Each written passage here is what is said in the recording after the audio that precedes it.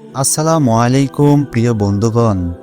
জীবন চলার পথে কখনো না কখনো দুশ্চিন্তা আসবেই, তবে এতে হতাশা হওয়া যাবে না, বরং আল্লাহর উপর পূর্ণ ভরসা রেখে প্রতিটি পরিস্থিতিকে জয় করে নিতে হবে।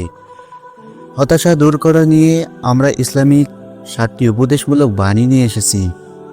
সেইগুলোই এই ভিডিওতে তুলে ধরা হলো, যার মাধ্যমে দুশ্চিন্তা থেকে মুক্তি পাওয়া যায়। নাম্বার 1, মহান আল্লাহ মাঝে মধ্যে ভয়, ক্ষুধা, সম্পদ ও জীবনের ক্ষয়ক্ষতির মাধ্যমে তার বান্দাদের পরীক্ষা করেন। যারা তখন মহান আল্লাহর উপর অগাধ বিশ্বাস রেখে ধৈর্য ধারণ করে, আল্লাহ তাদের সফলতা দান করেন। পবিত্র কোরআনে মহান আল্লাহ ইরশাদ করেন, আমি অবশ্যই তোমাদের পরীক্ষা করব কিছু ভয়, ক্ষুধা এবং জানমাল ও ফলফলান্তির স্বল্পতার মাধ্যমে। আর হে নবী, তুমি ধৈর্যশীলদের সুসংবাদ দাও। নাম্বার 2, আমরা প্রতি মুহূর্তে আল্লাহর লাখো নিয়ামতে ডুবে থাকি।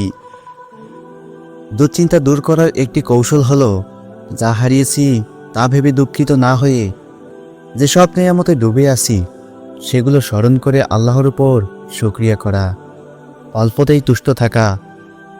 একদিন রাসূল সাল্লাল্লাহু আলাইহি ওয়াসাল্লাম আবুজার গেফারি রাদিয়াল্লাহু তাআলা আনহুকে বললেন, হে আবুজার, তুমি কি সম্পদের প্রাচুর্যকেই স্বচ্ছন্দতা মনে করো? আবুজার গেফারি রাদিয়াল্লাহু তাআলা আনহু বললেন, হ্যাঁ হে আল্লাহর রাসূল। রাসূল সাল্লাল্লাহু আলাইহি ওয়াসাল্লাম এরপর বললেন, তাহলে তুমি সম্পদের স্বল্পতাকে দারিদ্র্য মনে করো? তিনি বললেন, হ্যাঁ হে আল্লাহর রাসূল।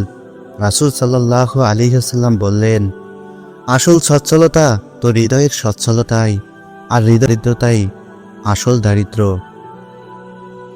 নাম্বার 3, কখনো দুশ্চিন্তা চেপে বসলে বিচলিত না হয়ে উজু করে নামাজে দাঁড়িয়ে যাওয়া উচিত, কারণ মহান আল্লাহ নামাজের মাধ্যমে সাহায্য চাওয়ার নির্দেশ দিয়েছেন। পবিত্র কোরআনে ইরশাদ হয়েছে, হে ঈমানদাররা, তোমরা ধৈর্য ও সালাতের মাধ্যমে সাহায্য চাও। নাম্বার 4, কখনো কখনো আমাদের পাপের কারণে আমাদের উপর বিভিন্ন বিপদ আপদ আসে।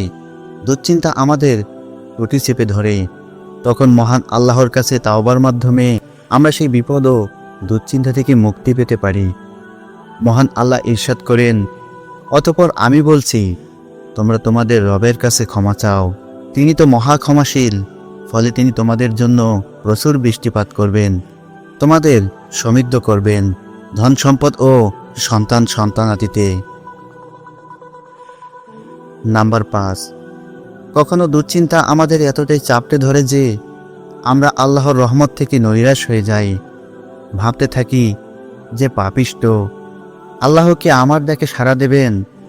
অথচ আল্লাহ নিজেই বলেছেন, আর যখন আমার বান্দারা তোমাকে আমার সম্পর্কে জিজ্ঞেস করবে, তাদের বলুন, আমি তো নিশ্চয়ই নিকটবর্তী, আমি আহ্বানকারীর ডাকে সাড়া দেই যখন সে আমাকে ডাকে। সুতরাং তারা যেন আমার ডাকে সাড়া দেন এবং আমার প্রতি ঈমান আনে। আশা করা যায় তারা সঠিক পথে চলবে। অতএব কখনো দুশ্চিন্তা ঘিরে ধরলে হতাশ না হয়ে মহান আল্লাহকে ডাকতে হবে। তিনিই পারেন যাবতীয় বিপদ আপদ থেকে আমাদের রক্ষা করতে। নাম্বার 6, দুশ্চিন্তা থেকে পরিত্রাণ পেতে প্রতিদিন নিয়ম করে রাসূল সাল্লাল্লাহু আলাইহি ওয়াসাল্লামের শেখানো দোয়া পড়ে যেতে পারেন।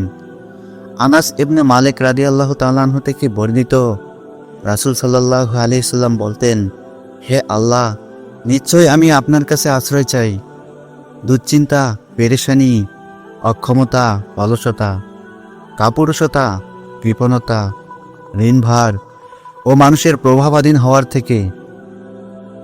নাম্বার 7, রাসূল সাল্লাল্লাহু আলাইহি ওয়াসাল্লামের উপর অধিক হারে দরুদ পাঠানোর মাধ্যমেও আমরা দুশ্চিন্তা থেকে মুক্তি পেতে পারি।